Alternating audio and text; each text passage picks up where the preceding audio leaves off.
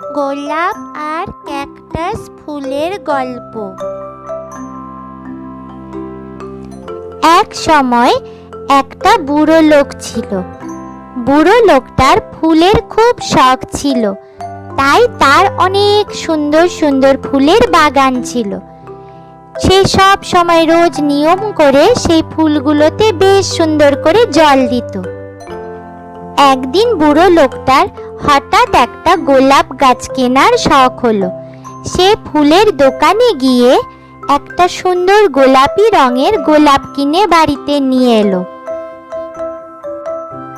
লোকটার কি মনে হলো, সে গোলাপ গাছটা বাড়ির বারান্দায় একটা ক্যাকটাস গাছ ছিল, তার পাশে গোলাপ গাছটাকে রেখে দিল।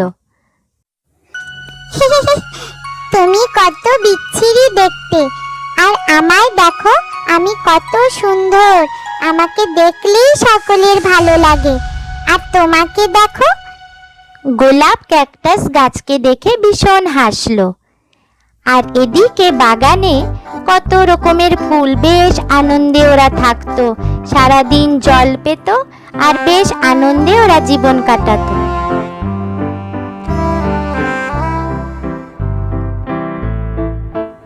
তারপর এলো গ্রীষ্মকাল। গ্রীষ্মকালে বুড়ো লোকটা সব গাছে বেশ সুন্দর করে বাগানে জল দিত, কিন্তু তার বয়সের কারণে সে অনেক সময় অনেক কিছু ভুলে যেত। সে ভুলেই গেছিল বারান্দায় ক্যাকটাস গাছের পাশে একটা সুন্দর গোলাপ গাছ লাগানো আছে, যে সে গোলাপ গাছটায় জলই দিত না এই গরমে। আর ক্যাকটাস তো জল না পেয়ে অনেক দিন থাকতে পারে। ধীরে ধীরে এই গরমের মধ্যে গোলাপ গাছটা শুকোতে শুরু করলো। আর এদিকে ক্যাকটাস গাছ তার মধ্যে অনেক জল জমিয়ে রাখার ক্ষমতা রাখে, তাই গোলাপ গাছ দেখছে হঠাৎ একদিন একটা পাখি এসে ক্যাকটাস গাছ থেকে ঠুকরিয়ে জল খাচ্ছে। বন্ধু, তোমার তো ভেতরে দেখি অনেক জল জমা আছে, আমাকে জল দিয়ে একটু বাঁচাবে? কেন দেব না? এই বলে ক্যাকটাস গোলাপ গাছের সামনে এগিয়ে এসে তাকে তার ভেতর থেকে জল দিয়ে তাকে আবার করে প্রাণ ফিরিয়ে দিল।